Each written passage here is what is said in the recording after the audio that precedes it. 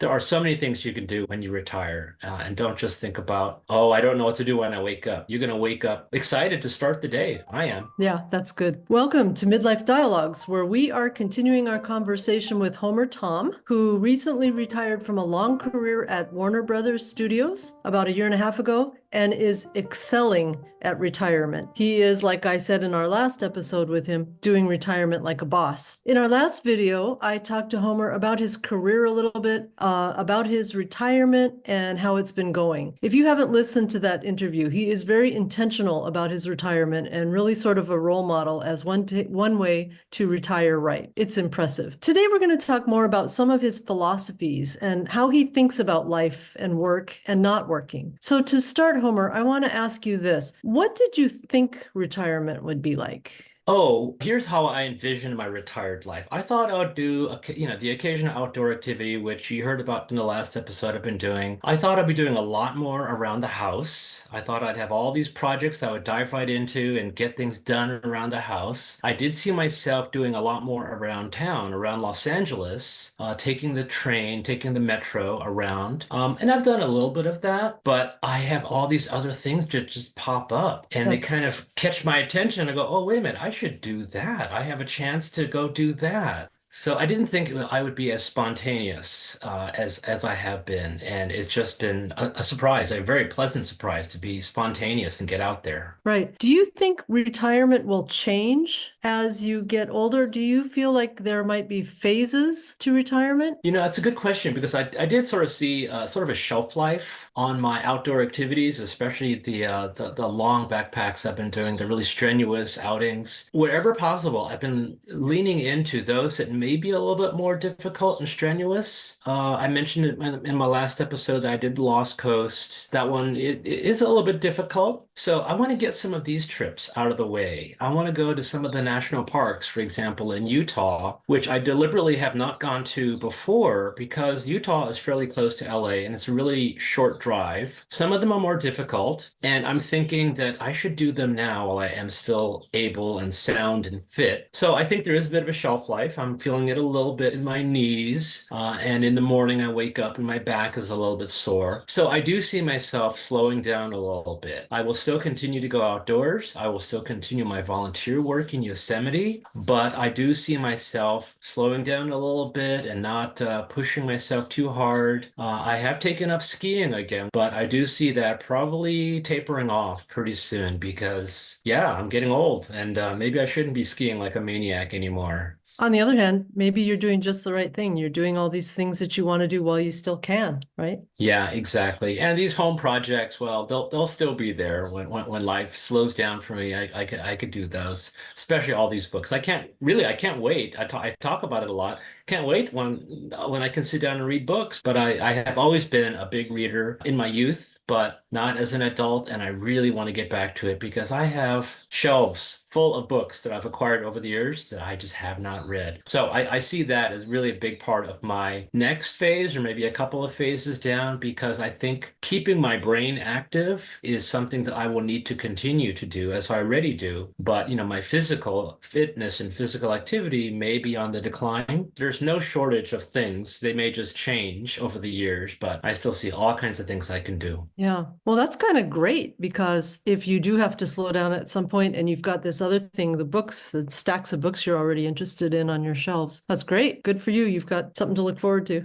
Yeah, Yeah. absolutely. The child that you used to be, would that little boy be surprised to see you now and what you're doing with your life? Absolutely. I was born and raised in Los Angeles. I was a latchkey kid. So I would go to school, grade school. I would get out of grade school. I would walk back to my house on my own, which I guess is unheard of these days, but I would walk home about, I don't know, half a mile back to my house and lock myself in my house and do homework while my parents were away at work. So I never really did anything outdoorsy. So to see myself now would be just unheard of, or it would be unfathomable for my younger self. I never would have expected that. That's interesting. What is the most satisfying thing about all this travel and all these outdoor adventures that you do? If you had to think of one thing that's the most satisfying about that to you, what might it Oh be? my gosh, you're right. There are so many things that can be satisfying about travel and adventure. I mean, of course, there's the obvious, right? Seeing these places, doing these things. But what has been really satisfying is the people I've met. Either I travel with or the people I meet along the way and just interacting with them. And I just get such a charge. It energizes me actually to go and have, a good interaction with somebody, whether it's somebody in my travel party or just somebody I talk to on the trail or even at a restaurant. So it really is amazing because I think that's the connection that we all have and need to reinforce because we're just engaging with the real world around us and then finding this commonality as we interact with each other. And it's just so unifying and gratifying. And that's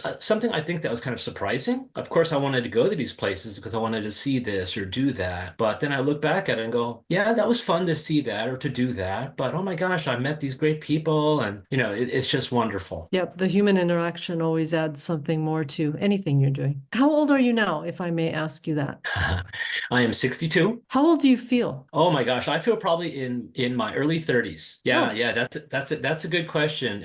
My brain thinks I'm around in my 30s. Now, sometimes I feel like I can still ski like I'm not in my 30s or backpack like I'm in my 30s. But and yeah, can but you? no, I cannot. But that's great But that you some feel that way. right. If you had to sum up your life right now in 3 words, what might they be? Oh, my life right now, I would say, oh, how about just for 2 words, embracing spontaneity, Okay. or can I throw in a conjunction in there? Embracing spontaneity and opportunities, right? Because these opportunities arise. Let me shift gears and go and embrace that opportunity on a whim or on a dime. Totally surprised me from before. I didn't think I would be this spontaneous about things or have this many opportunities just pop up in front of me. Opportunities to travel or to go and see my friends again, this reunion tour. It's been so gratifying. I mentioned in the last episode how I embarked on this reunion tour to reconnect with so many of my old friends. And it's been so wonderful to reach out to them and really talk. And I feel like we're just picking up from where we left off. So I just want to go back to one thing you said. Does it surprise you that you are spontaneous and grabbing at these opportunities? Do you feel like saying no first and then you talk yourself out of it? Or where's your head about those things? The working Homer would have really pondered and planned out all of these things. So the spontaneity was not there for a lot of reasons when I was working, but that's just my nature as an IT person, as a project manager. Everything has to be planned out. And I knew that I would have a lot more latitude in retirement, but I didn't think I would be doing it to this degree with little hesitation. Like I had an opportunity to go to Cannes, France, attend the film festival, and that was on very short notice. And I just basically dropped everything, and within 2 weeks, had booked a flight to go to France to go to a film festival. The working me, the Homer of youth, would never have done something like that because I got on a plane to go to a film festival where it was uncertain if I would even get into the film festival. I didn't even That's have admission. And how did you get in? Oh, I had to spin a story. I had a yarn to tell to convince them that I was worthy of joining this film festival. And it was really my last and only opportunity because I had just left Warner Brothers at that time. So this was last May, and I had left work in January of that year. So it was an opportunity I could not pass up. So I just had to be spontaneous. I had to really be decisive in that moment. And then when I had to tell my story, I had to do it very convincingly because that was my one shot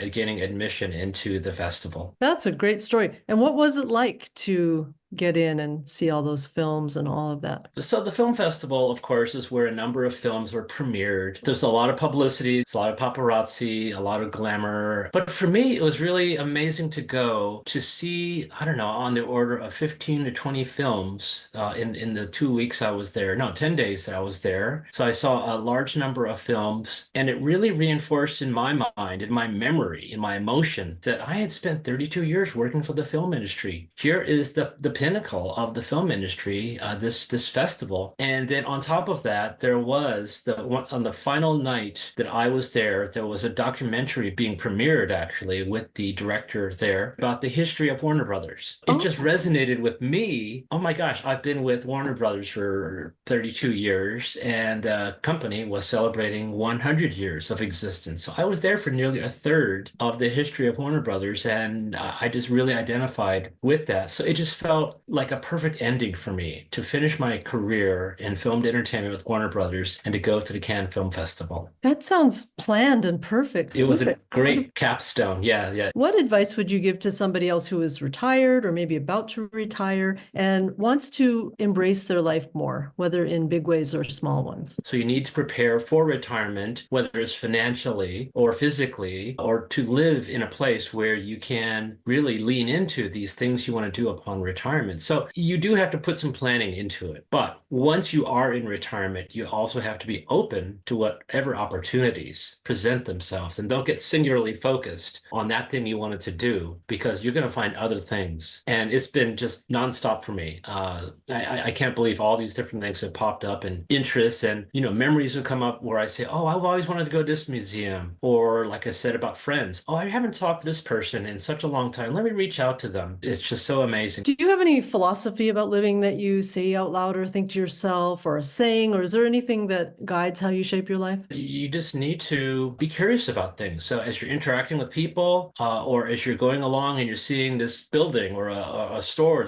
that catches your interest, go in there and talk to the proprietors. Just be open. That's good advice. What's next on your calendar? So I have a combination of the next 6 weekends, consecutive weekends. I either have a kayak trip into local harbors or bays around Southern California, culminating with a kayak camping trip out of the Colorado River, backpacking and kayaking. That's what I have. So the fun goes on, the beat goes on. That's great. But yeah, just have some activities and interests, and to keep you mentally stimulated, and keep a certain level of basic physical fitness as well, because who knows, you may find yourself wanting to do hiking, or you go car camping, and that leads into backpacking, and then you go into mountain climbing. That's a progression that I went through also, and it's just so amazing. And again, I never would have thought I would have done that, but by being a little bit prepared and thinking a little bit forward, it just like prepared me for that next step. Oh, that's great advice. Thank you so much, Homer. You are really living life right, and it was fun to hear about. I have really enjoyed talking with you. Thank you. And thanks everybody else for watching Midlife Dialogues, and we'll see you next time.